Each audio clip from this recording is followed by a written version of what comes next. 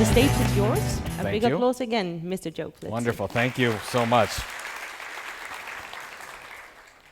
Are you staying cool? Is everybody? This is the English portion of the presentation. Unfortunately, I won't be able to understand anything else the rest of the time until maybe we get to the end of the presentation. You'll all go back to English. Super excited to be here. This is my first time to Sweden. I've been to Norway, I've been to Finland, and I've been to Denmark, but now here in Sweden. And in all the other countries that I was at, it was always snowing and it was always cold. So that was always my impression of coming into this area, and now it's like super, super hot, which I hear is it's not supposed to be this hot. But I was going to go down to the beach later, and I think we'll go from there. I'm going to talk to you a little bit about content marketing. If you're not familiar with that term, you will be by the end of this presentation, and maybe give you a little bit of insight into the industry that I live in every day, and how I'm hoping you can approach this practice area of content marketing. Thank you for the introduction. Just to make sure everybody knows what we do at Content Marketing Institute, we really work with brands around the world and helping them understand how to create their own audience through the use of valuable, relevant, compelling content. We do that in a couple different ways. We're probably best known for our big event called Content Marketing World, which is September in Cleveland, Ohio. I'm from Cleveland, Ohio. Thanks for the music, by the way. And this year we're going to have about 2,500 marketers from about 50 countries coming in. That's most of where our education comes from. We also have a magazine called Chief Content Officer that we produce as well. So, I've had the pleasure of doing a lot of presentations. Actually, over the last year, I've probably done over 100 different presentations around the world. And I've learned that there is one key to a successful presentation. So I want you to think about it. I want you to take a second. I want you to think about what is the most important thing to you when you think about a successful presentation. So you might think it's content. It has to be relevant. Hopefully it's somewhat interesting and humorous. I actually had somebody last time when I proposed this question, it was a smaller group, and I said, well, what do you think the key to a successful presentation is? And the woman said, it's brief. And I said, thank you very much. Glad to be here, and left the stage. But I want you to think about that. So what's the most important thing? And actually the most important thing is setting low expectations. I want you to think about that for a little bit. So I'm going to set your expectations super low because I want you to take away one thing, and that's my goal for you. I'm going to go through 5 trends that we're seeing in content marketing, but what I really want you to get away is one thing so that when you leave today, you can take this into your business, do something immediately with it, and then, of course, hopefully inspire you, because I know we've got a great day planned the rest of this time where you're going to really get into deep in how to do this thing and to make content work for your organization. So my goal is I'm going to ask you at the end whether or not you got your one thing out of this presentation. So I'm going to start with a little bit about the evolution of content marketing. I've been in this industry for 15 years, believe it or not. And I know some of you have been around a little bit. You understand content marketing a little bit more than others. Some of you, this is a new concept. So I'm going to talk to you a little bit of how we've gotten to this point. And one of my favorite comedians of all time. Anybody familiar with this? Raise a hand. Do you know George Carlin? Does anybody here know George? Okay. So if you have not, by the way, when you go to YouTube and you're looking at George Carlin's videos, it's not safe for work. So don't watch these in the workplace. But there's one video where Mr. Carlin talks about stuff. Have you seen that video, the one where he talks about all the stuff? Okay. So I saw this video the other day, and I'll just lay it out for you. So George Carlin goes in and says, our role as a human being, what we do is basically we go out and we buy stuff. We collect lots of things as human beings, and then we put them in storage receptacles called houses. So I love this picture here because doesn't it look like they're just storage units? So what do? We go to the house, we drop our stuff off, we leave the house, we go buy more stuff to put it in storage, and then what happens when you get too much stuff in your storage unit? you go buy another storage unit. Somebody gets another house, or they actually have storage units to put your stuff. So it's just interesting the way that he does it in a very humorous way.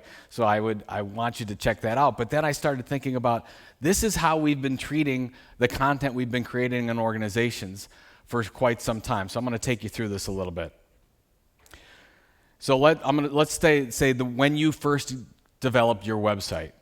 So let's start at the mid-90s. We started getting into actually creating a website. And what did we do with that website? We started to take all our corporate stuff, all the stuff that's about us, all our product and service information, and we said, great, now we have a place to put that. We're going to put it on the web. And we got excited because now we have a storage unit for all of the stuff that talks about us. So this was sort of the start of, okay, this is more our content, but this was the start of when we were really getting into content marketing. Then what happened? Then we got into this thing called social media. And why was this so good? Because we had more places to put our stuff. We had blog posts, and we had webinars, and we had Twitter feeds and Facebook and LinkedIn, and now you've got Snapchat, and you've got all kinds of other places to put our stuff. So this is very exciting for us corporate marketing people because we've got more places to put our stuff and to talk about us than ever before. And so this was the general mentality of the strategy behind that. We thought as marketers, okay, we have lots of stuff that talks about us, that talks about our products and services.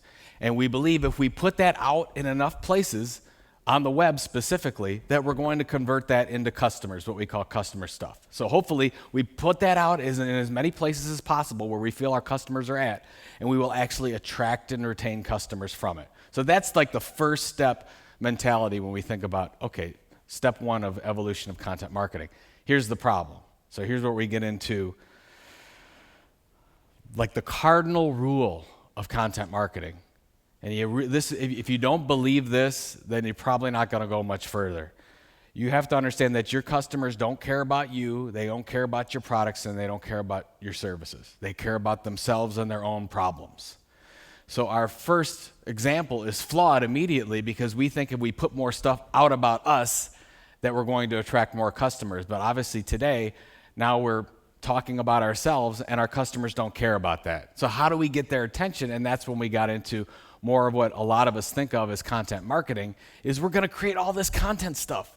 We're going to create these how-to posts. We're going to put instructional videos together. We're going to teach our customers, help our customers, and we're going to really take the next step and not talk about us so much and talk about our customers' needs. So that's a really good start, and actually business has been good in content marketing. I'll share some stats with you here. So we've done research at Content Marketing Institute in North America. We've done it in the UK. We've done it in Asia Pacific. And in general, when we ask a corporate marketer and a brand, we say, do you use content marketing? 9 out of 10 companies say that they use some kind of content marketing for their business. Whether they do or not, we'll talk about that in a second. But this is what they say. And by the way, if you want to get any of that research, it's at that short link, that bit.ly link right there. So this makes me happy. I mean, I'm the content marketing guy. I travel all over the world. I'm really, really excited that more people are using content marketing. Here's a problem. So we also look at the stats, and this is, again, everywhere we've talked, in every country when we ask them the question, are you effective with your content marketing? In general, the average of that is just 40%. So we have 9 out of 10 companies that are using content marketing, but we only have 4 out of 10 that are successful with content marketing. So that makes me sad. So this is not good. This is a problem. I'm out there teaching people how to use content marketing, but we're not seeing success. This is a big problem. We've got to do something about this. So I'm going to ask you, I think I can see most of you. So that you know of, so I want you to honestly answer this for yourself. I know we have some agency people here as well. But for yourself, how many of you that you know of have some kind, even if it's on a cocktail napkin, some kind of a documented content marketing strategy for your business? Can I see a raise of hands? Just the front row, you don't count. Okay, so for those people that didn't look behind, we've got what? Maybe 10% so 10% of you, which by the way is about average. So I ask this question everywhere I go, and the highest I've ever seen is about 25%. So I want you to think about that for a little bit. Just think about your business, and do you have a strategy for your business and the owners of your business? Or do you have a marketing plan? What we've done is we've been creating all this content without having a real strategy. For one, and we don't know where the ship is headed, and we've almost got to go back to the beginning and figure out what we need to do. And I want you to think about this. If we go back to Mr. Carlin's example, we have all the corporate stuff, right? We have lots of products and services, and I totally get that at the end we've got to sell those products and services. We can connect that with all that content stuff, with all that how-to stuff, with all the really positioning yourself as the leading informational provider for your niche, for your audience. And if we do that effectively with the plan first, and we can take it all the way through, then we will attract and retain more customers over time. So I want you to keep that in your mind as we go through some of these steps. But before I go and get into the 5 elements that we're going to talk about, I just want to give you sort of my definition of what I would call content marketing. I think if I go to each of you and I would talk, and you probably would all give me a different definition. There's a couple different parts of this that are really important. First of all, we're talking about your own media channels, your own media channels. This is your own blogs, your own newsletters, your own magazines, your own webinars, those types of things. So we're owning our content, not renting.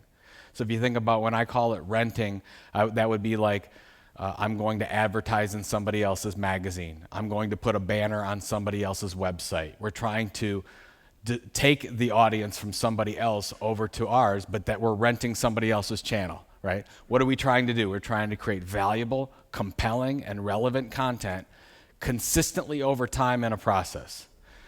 And I actually have that little highlighted in green so we could see it. If you said, Joe, why do most businesses fail when it comes to content marketing? Number one reason, way above before quality content, is because they stop. I'm going to say that again because it's so important. Most businesses fail at content marketing because at some point they stop. They're not consistent. Most of the time we hear about content programs and campaigns. Campaigns generally last 6 to 9 months. And the issue is that most of the success we see with the brands that we work with, and we work with mostly very large billion-dollar brands, happens at between the 12 and the 18-month mark. So if you don't have a long time horizon, it takes a long time to build a relationship with an audience through content. It doesn't happen immediately, and sometimes we want to see immediate results, and we're simply not going to get that way. And then what are we trying to do, right? At the end of the day, we're trying to create or change some type of a behavior. The content that we create has to be doing something for the business. And that's a lot about what we're going to talk about in the rest of the presentation. So that was the intro. And now I'm going to kind of go through these 5 things that I really want you to leave today. And I know we're going to go through some workshop-y type of presentations later, but I really need you to leave today with how am I going to start? For you 90% that don't have a strategy, how do you start that strategy? How do you really take a look, and how are you going to advance that in your business? And I'm going to start with 5 things. So the first trend, the first element that I want to talk about is this thing that I'm calling sales, savings, or sunshine. If you're not a chief marketing officer, if you're not leading the PR effort, and you're in charge of content marketing in some way, in order to get that sold and bought into the organization, it has to have a goal of sales, savings, or sunshine. And I'll explain sunshine in a little bit. All right, so I want you to keep this in mind. I'm going to give you 3 examples. Content marketing has to drive sales. We have to make that case to it. It has to save costs. It's a replacement over something else that we're doing. So a cost savings. Or sunshine would be, I want my customers to be happier. I want them to stay longer. I want them to buy more. That's what we would call sunshine. I'm going to give you 3 examples of this. I don't know if you're familiar with a site called Copyblogger. Copyblogger.com they actually sell technology software. They sell software that helps you with your SEO, with some of your other website properties that you might have. They have over 200,000 subscribers to their content. And this is what their content looks like, so you can see it. So basically, they're educating everyone. So they're basically saying, how can you write more effectively? A lot of people, when they go to the site, they think, oh, this is a copywriting site. This is where I would learn how to write a little bit better. So what they do is every day they come out with a post like this, and over the last 5 to 7 years, they've attracted 200,000 people to say, yes, I want that content on a regular basis. Well, what has that done for Copyblogger? Is not in the media business. They're not a publisher. They don't monetize that by selling advertising around it. It's not paid content site. How do they make their money off it? What they found is almost 100% of their revenue comes from subscribers. People that have signed up to get that content first, they build a relationship over time, and then they sell them one of their products. So this is an example of what we would call the sales equation. Direct sales. I know that I'm going to sign up a subscriber and I'm going to get sales off of it. Here's an example of cost savings. Anybody familiar with Yuska Bank? Of course, right in your neck of the woods here. Yuska Bank is interesting because this is, if we take it back a few years ago, they were spending, I think it was $2.5 million on some activities that were more traditional. They were paying for sponsorships, so that if there was a football tournament, that they would be a sponsor of that, and they would have to pay money to do that. So they were doing a lot of these things, and they said, we really don't want to pay all that money for sponsorships. Of course, you'd rather not pay for those sponsorships if you don't have to. So what they started to do is they said, we're going to try to build our own audience. And they actually developed a state-of-the-art video studio, which you can see some of it here, where they started to cover the news of the industry about financial issues. And they started to build an audience. And that audience became more and more valuable, started to look to Yuska Bank for more information. And what happened is those sponsorships that they used to have to pay for, millions of dollars for, they don't have to pay for anymore, because those same tournaments are coming to Yuska Bank and saying, no, we don't want your money, we want your audience. We're going to give you free access to do all the sponsorship that you want to do, but would you cover our event just like a media company would? And they're asking them to come in, and what I love is Yuska Bank's tagline is, we are the only media company that has its own bank. It's true, by the way. If you go to their site, you'll see it. So isn't this something? This is a bank that is positioning themselves like a publisher and a media company, and they don't have to pay for those sponsorships that they had to anymore. So this is an example of cost savings. And then this one, I always like to show this example. If you're familiar with John Deere, the manufacturer of industrial farm equipment, a lot of people think content marketing is something that's new, relatively recent. But this magazine, they started the Furrow magazine back in 1895. And they started this, so the picture that you see up in the upper right-hand corner is from 1897. So the Furrow magazine actually still is going strong today. The newer picture is there. And they have 1.5 million subscribers to their magazine in 40 countries and 14 different languages. This is what I love about this example. It is the largest media property in the entire farming industry. There's not a media company that reaches more people than John Deere does with this magazine. And why do they do the magazine?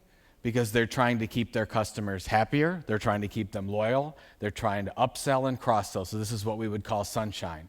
We're trying to create better customers, and that's what they're doing through John Deere magazine. So they have a number of distributors that sell John Deere equipment, and the magazine goes through those distributors directly to these customers.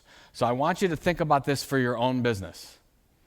So if you're doing content marketing in some way for your business, whatever that is, let's say it's blog posts, let's say it's a newsletter, an article series, webinars, in-person events, it could be a print newsletter, a print magazine. I want you to think about, what is the ultimate business objective? Are we trying to drive sales? Are we trying to save costs in some way? Or are we trying to create happier customers in some way? If we don't know that, and we cannot make the business case for that in the organization, we'll never get more funding, and you'll never get more approval to do more than what you're doing. So we've got to make that connection.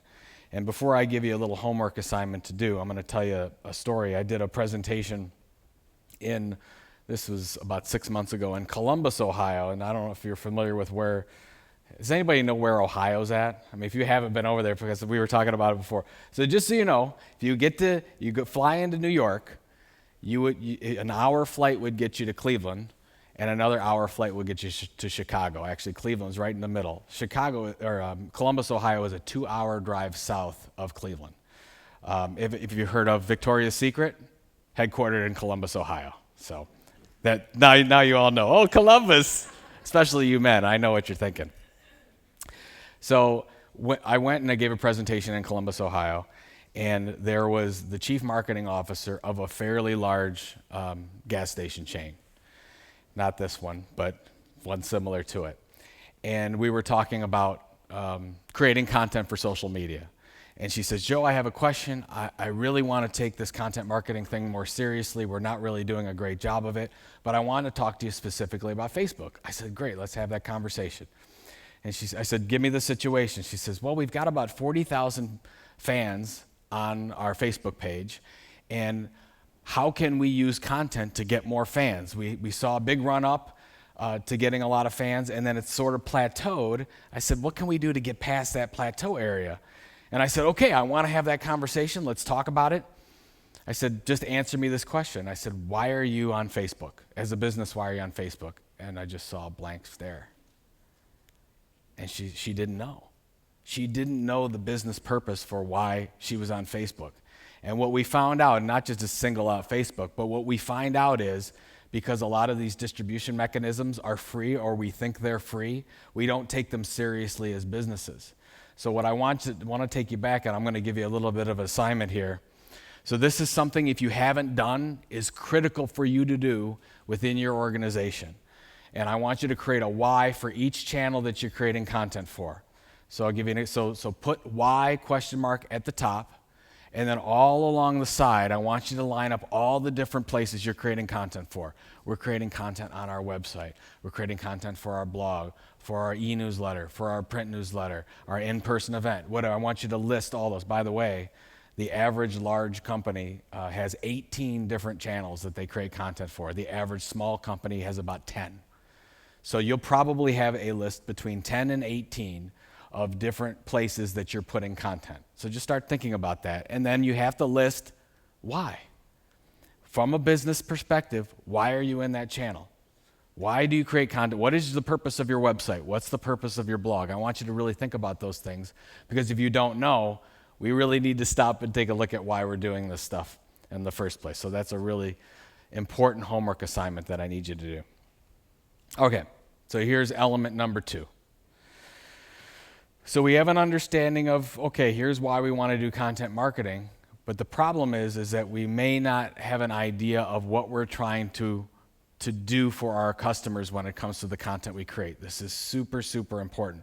So I'll give you an example. I've been in the publishing industry for almost 20 years now, and I've been probably on about 30 different launches of magazines, newsletters, different kinds of media properties.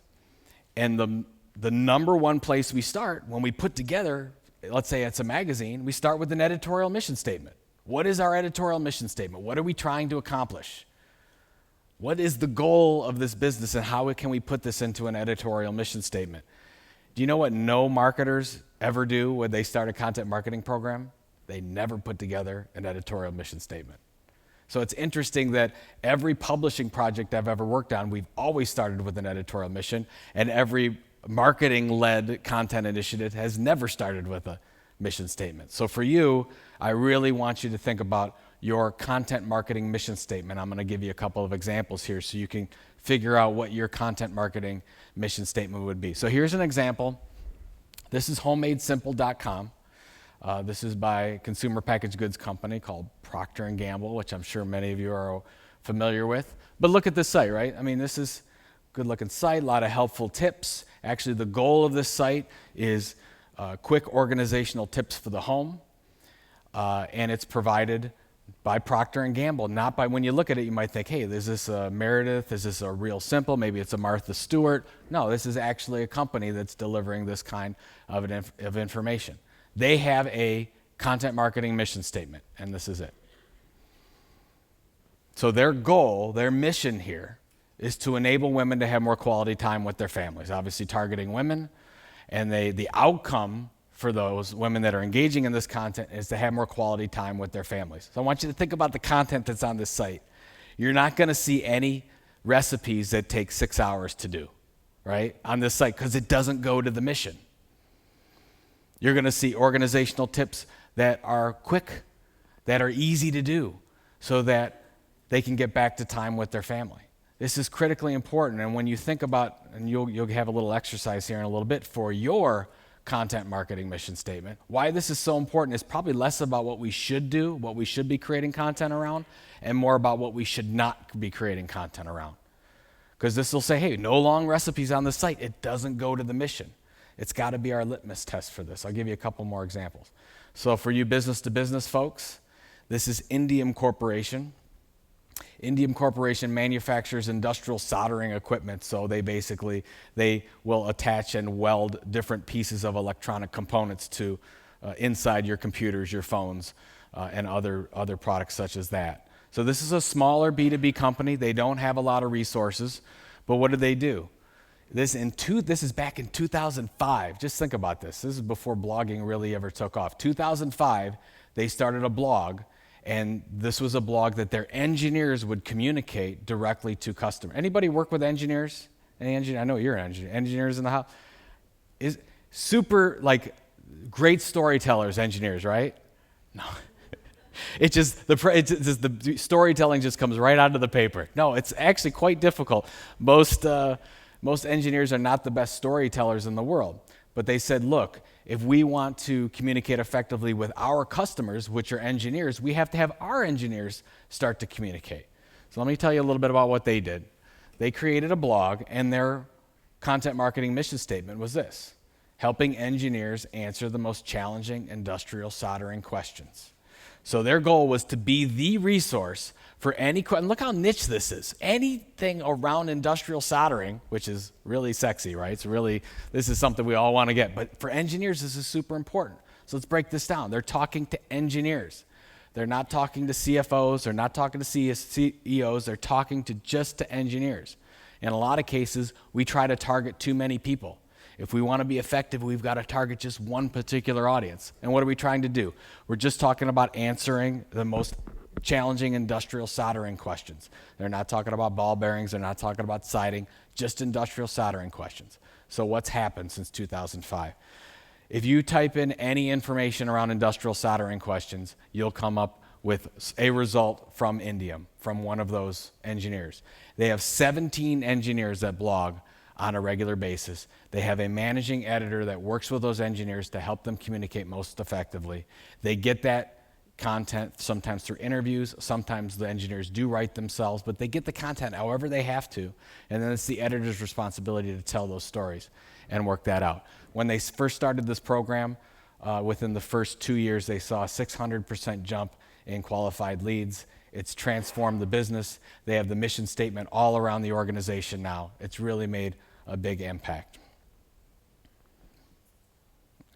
I'm going to go through that. So here's what we're going to do. I'm going to give you a case study about a publishing company that has an editorial mission statement, and then I want you to think about how you can do this for your organization. This is Inc. magazine.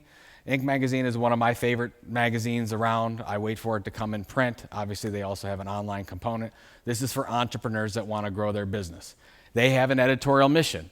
Here's the editorial mission of their magazine, and what we want to do is I want you to break this down for you. So we'll go through it. Welcome to Inc., the place where entrepreneurs and business owners can find useful information, advice, insights, resources, and inspiration for running and growing their business. There's 3 components that you have to keep in mind if you want to do this. One is, who's the core target audience? You probably have multiple people that are your audience, that are your customers. The average business-to-business company has between 6 and 8 different what we would call buyer personas, different buyers in the process. So you have 6 to 8 different audiences most likely. In this case, we only want to target one kind with similar needs. Inc. feels that business owners and entrepreneurs are close enough that we can focus on them as the core audience. So that's our core target. So the first thing you have to list is who's the audience. Number 2, what are we going to deliver? Useful information. If you read any type of content coming from Inc. magazine, you'll go through it and you'll say, wow, that is really trying to help me do something. They're not talking about themselves. If you go in, we go into most companies and we do a content audit for most companies that we go through, and we'll list all their content, we'll look at it all. Most of the content is about them. It's about their own products and services. You have plenty of that kind of content.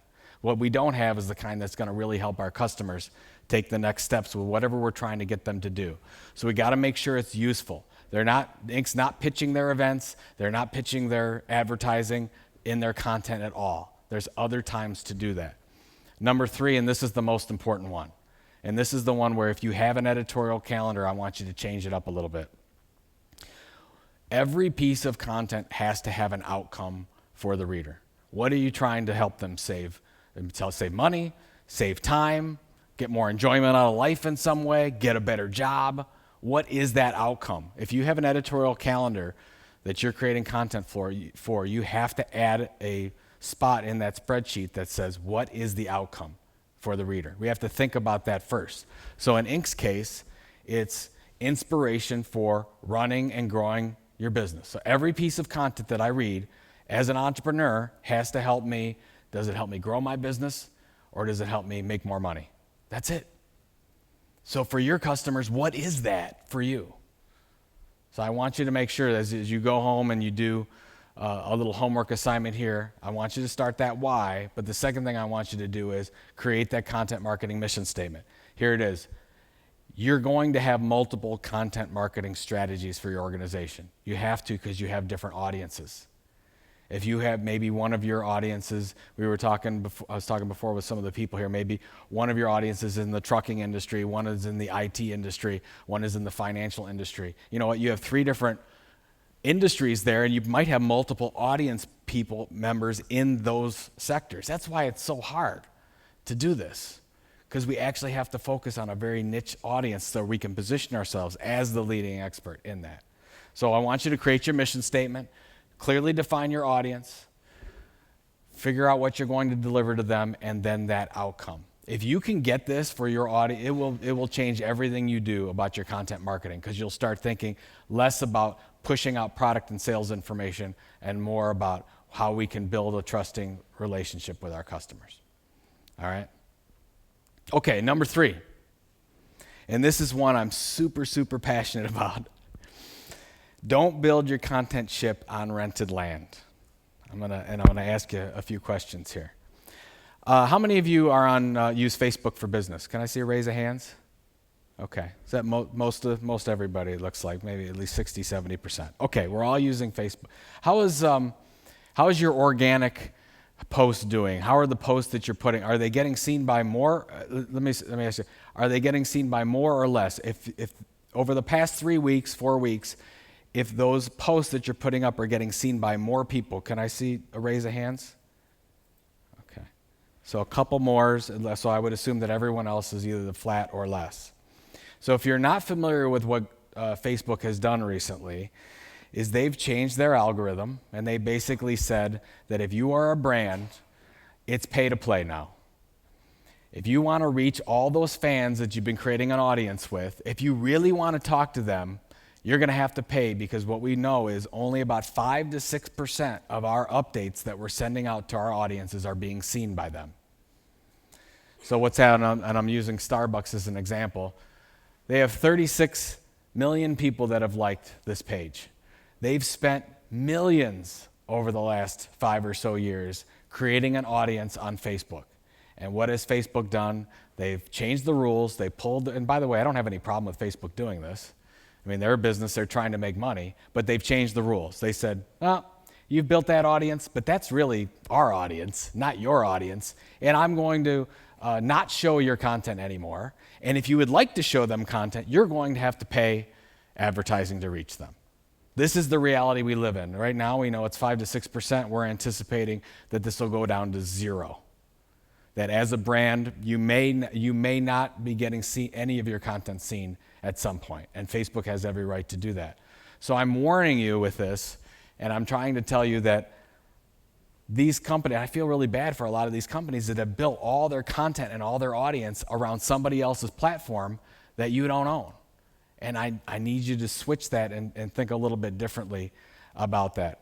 Google Plus, I don't know if you've seen what's did anybody use Google Plus here? And then raise a hand. Okay, some people. So I think everybody's like, trying to figure out Google. I don't really know what Google Plus is for yet. There's actually some vibrant community, especially photography, in Google Plus. I don't know if you've heard the person leading Google Plus has left. This just happened recently, and there's a lot of shuffling around. We really don't know what the future is of Google+. It's the same thing. You can use the Google, Facebook, LinkedIn, you can use those as distribution mechanisms. You can use it for conversation. You definitely should use it for listening.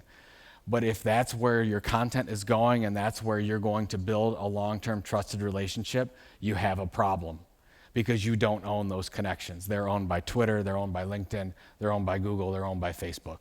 They can change the rules at any time.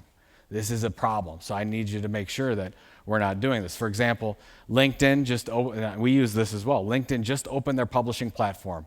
I think it's a huge opportunity, especially if you're in business to business, where you can create content on LinkedIn's platform, have access to an audience, but you have to have a goal that's more than getting likes or followers or building an audience on LinkedIn. Our goal should be, we're trying to generate subscribers back to our blog or to our website or to sign up for something that you can actually build an audience with. So I want you to use this stuff, but I want you to really, by the way, if you haven't looked at this publishing, you should look at this publishing platform. I think what LinkedIn has opened up is really, really interesting. A good friend of mine works for a fairly large company, did his first open post on LinkedIn, and he's got more than, I think, 150,000 views in 24 hours. And this is a B2B company, just from that. And sometimes you get nothing, but sometimes it really resonates. It works through the community, and it goes well. I want you to think, this is what IBM does. They look at a rent-to-own strategy. They've been doing this for a long, long time. So here's an example. There's the CNN money, and then you see the advertising. It's not product advertising. It's basically content-based advertising, not native advertising, but it's content-based advertising. So they're saying, look, we want to steal audience and bring you back here. So if you click on those ads, you would go to this site. This is a fully content-driven site. The goal is to get you to sign up as a subscriber. They want you to sign up for regular content updates from them. So basically what they're doing is they're saying, okay, well, we're going to use advertising, where we're going to rent CNN Money's audience, and we're going to then try to own them with our own content at the end of the day.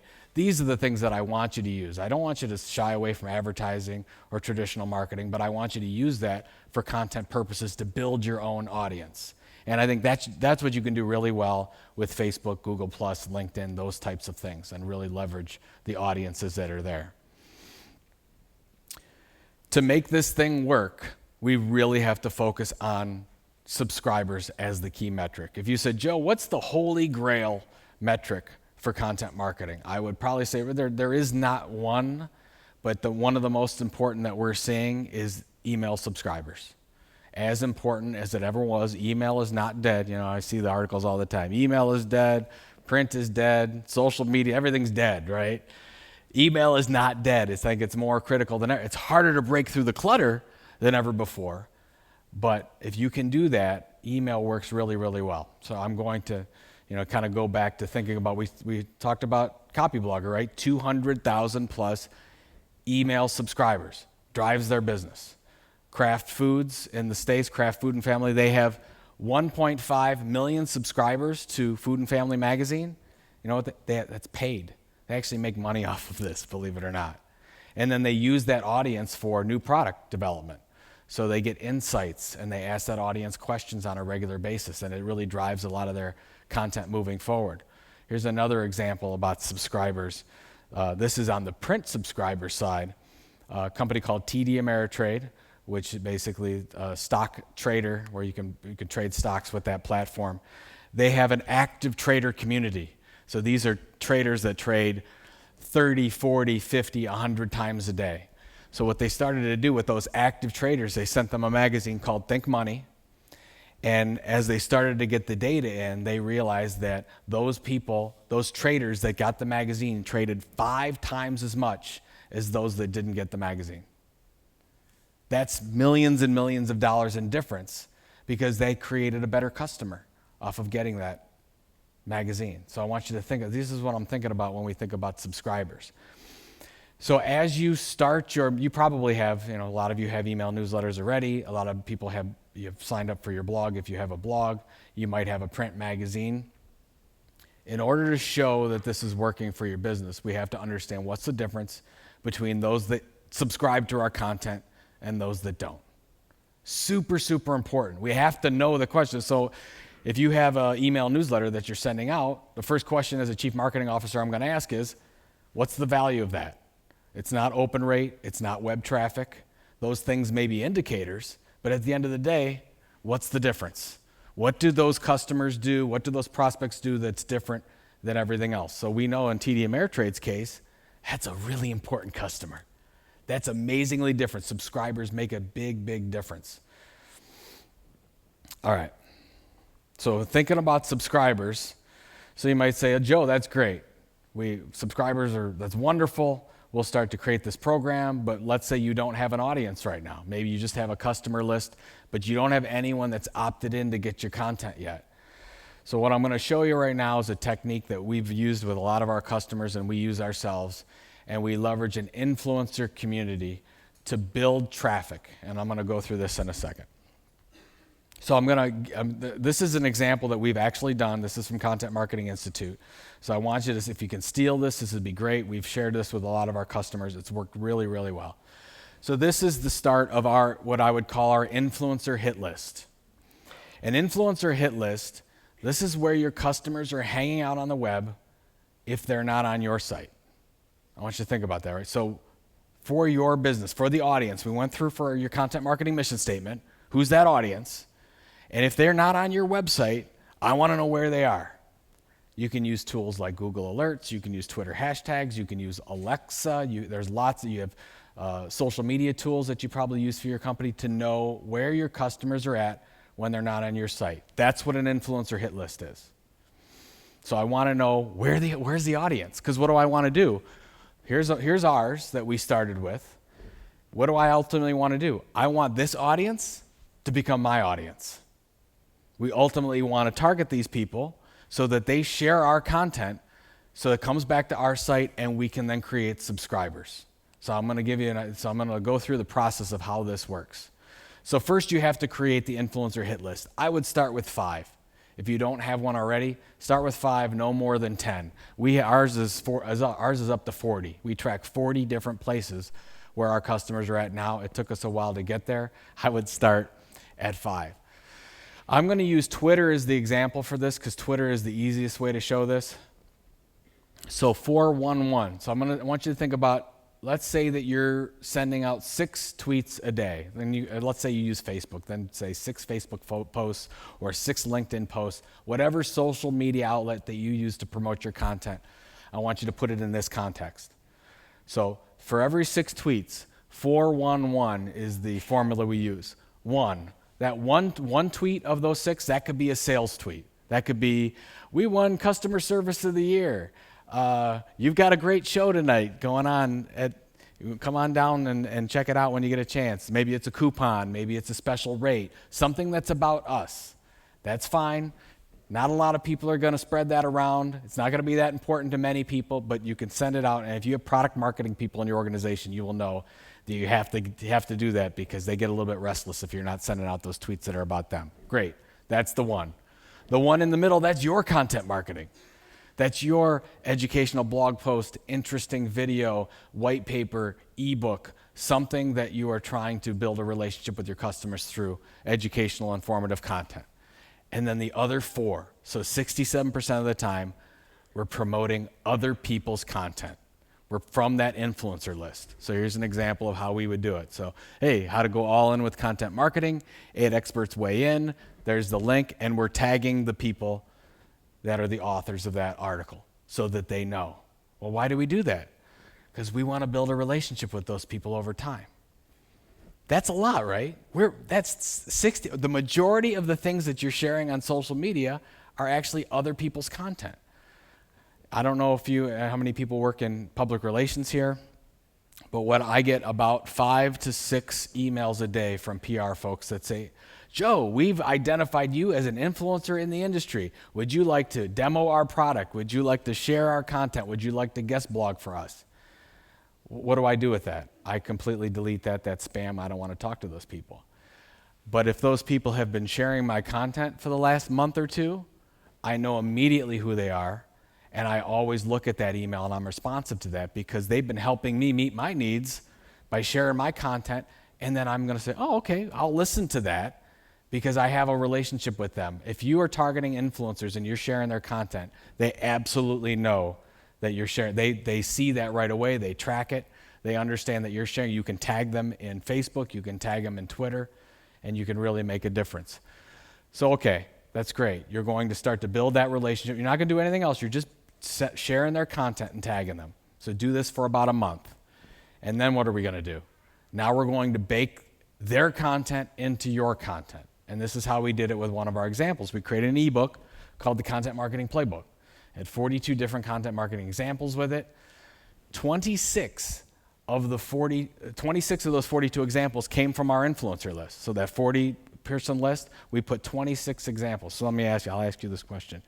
We put the 26 examples from the influencers in there. We let them know that they were in there and said, hey, we put your content into Jay Bear. Your content's on page 9, and we shared that out there. How many of those 26 do you think then shared that out with their audience? You have a guess?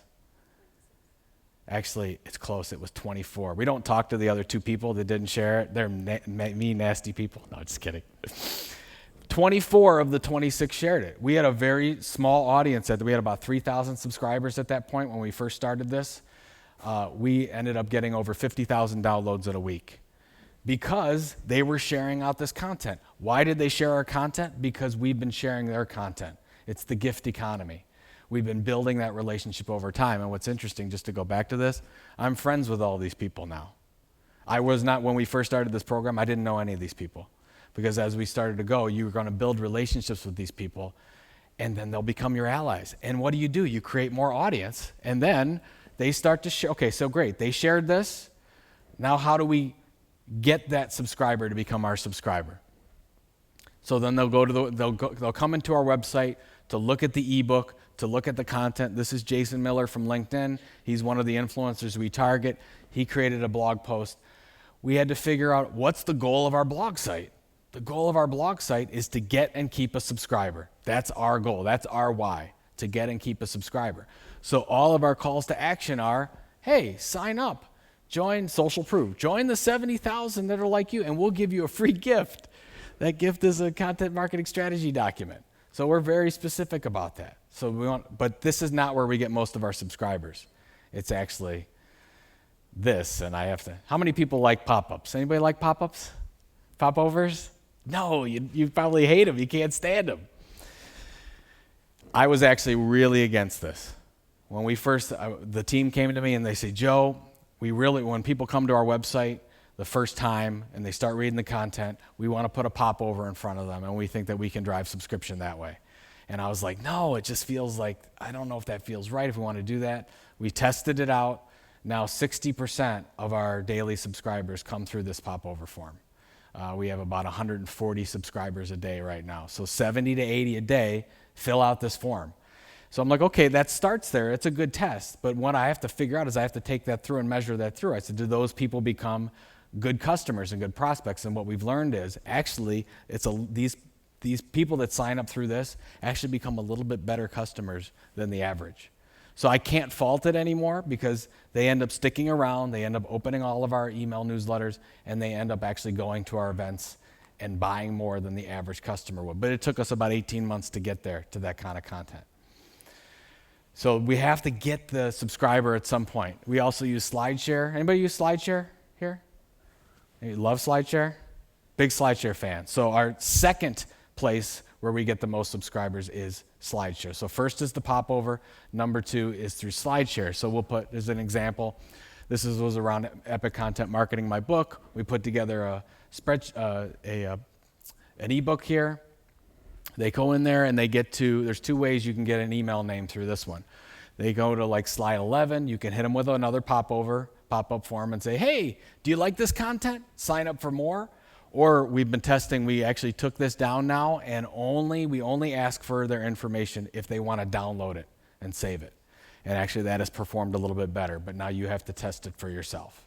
So this is number 2. So we wanted that influencer program that we want to do. We got to make sure that that's great, but we're trying to take audience. We're trying to create our own audience. We better make sure that if we get a lot of, look at the stats, 80% of the people that come to your blog page will never come back again. They'll never come back again. We want to make sure that how do we get them to come back? We've got to get their information. We've got to give them a reason to come back. Do the best you can with that one. And this is the last one I'm going to talk about. I just started to talk about this. This is bleeding edge type stuff, so you might be in disbelief. But I'm going to make a prediction. So this is the only spot where I'm actually going to make a prediction. And I really believe that we are at the start of this happening. And I think there's an opportunity for you to think about this. And so I'm going to talk about it here. We talked about how you can build this thing, right? You can set your goal, sales, savings, or sunshine. You can create your content marketing mission statement. You can build your influencer list, and you can create this group of audiences, your subscribers. As we talked about, it takes a good solid 12 to 18 months of hard, consistent work in publishing to make something like that work. It takes time. So you could build it, or you could buy it. I'm going to give you an example here. This happened a few years ago. If you're familiar with Adorama, Adorama is a photography supplies store, so you can buy cameras and lenses and tripods and all kinds of different photography supplies. JPG Magazine was going out of business. For those of you in the media side, a lot of media companies are struggling. Not as many people are paying for advertising anymore. JPG was in that spot. They had an online resource and they had a print magazine. So they were going bankrupt. They were like, we're done. We're not going to be able to do this anymore. And nobody was going to buy them. They couldn't find another media company to buy them, and they were actually going to go out of business. Adorama came to the rescue and said, hey, I think this might make sense for us to buy them. They're not a media company, but they said, we might buy this company. Why? I don't know if you can see this. JPG, at least at the time I took this, has 292,000 subscribers. They're photography enthusiasts. Photography enthusiasts are exactly who Adorama wants to target. Do you think that's a valuable audience for them? Absolutely. Adorama, for a mere fraction of what they normally spend for an advertising campaign, bought JPG Magazine. This is what we're going to start to see. And I think there's an opportunity. And as you put together your influencer list, because a lot of those people on your influencer list will be bloggers. A lot of the bloggers that have created really amazing, loyal, engaged audiences, they don't have it monetized. They haven't made money off of that. What we're seeing right now is a lot of companies like the Adoramas of the world going to those bloggers and starting to say, hey, maybe we could buy you. We're going to see this happen. So here's my prediction. My prediction over the next 9 to 12 months is you will start to see big companies from around the world start to buy media companies. We've already seen the Jeff Bezoses of the world at Amazon buy the Washington Post. So we're going to see the billionaire thing, but we're going to start to see your big companies like your Exxon Mobils, and you're going to see your John Deeres, and of course your Google's has already been doing this. You're going to see Microsoft, Apple. They're going to start buying media companies because the audience is what's most important. So you can either build it or you can buy it. So that's my prediction, but I think there's an opportunity, and I don't care how small you are. Even in a small company, you can look at this opportunity right now and see if there's something there for you. All right, so here's my wrap up. Here's what I want you to do as you go through. So first of all, I got to set your goals, sales, savings, or sunshine. Number 2, I want you to do that exercise of why. Why are you using each channel? Be very specific. Number 3, talked about that outcome as it pertains to the content marketing mission statement. Most important part, do your content marketing mission statement. Focus on what that outcome should be. Number 5, if you are building your ship on rented land, be very, very careful to not put all your content eggs in that basket, because we want to focus on subscribers as the key metric, is what we really want. How do we do that? How do we build subscribers if we're not? You can pay for it. You can do native advertising and pay for it. You can do advertising and pay for it to get subscribers to your site, but you can also leverage influencers. So build that relationship over time with influencers to build your audience. Then we're going to bake those influencers into our own content. So why? Because they then share that. And then we would need an engine coming back to our website to make sure that we get that subscriber and then continue to publish that. And then my outlier here, that I really want you to consider is if you think there's an opportunity, not only for just a partnership, but to actually purchase another company out there, I think now is the time to do that, to get yourself a kickstart instead of having to take all the time to build it, and it's very difficult, but I think necessary to do. All right, so let me ask you the question. Did everyone get one thing? Don't all speak at once. Everybody get your one thing? Yes? Feeling good? Did you get two things? Hopefully I've exceeded your expectations. So happy to be here. I know I'm going to be coming up a little bit later as well, but I wanted to thank you for your time. And do we have time for questions, or are we going to go? Maybe we don't have time. You want me to take questions a little bit later? Yes. Okay, so I'll be back up here later. I'll be listening best I can, even though I don't understand your language at all. But I'll be sitting in the back here, and I'm looking forward to getting back up later. So thank you very much. Really, really appreciate it.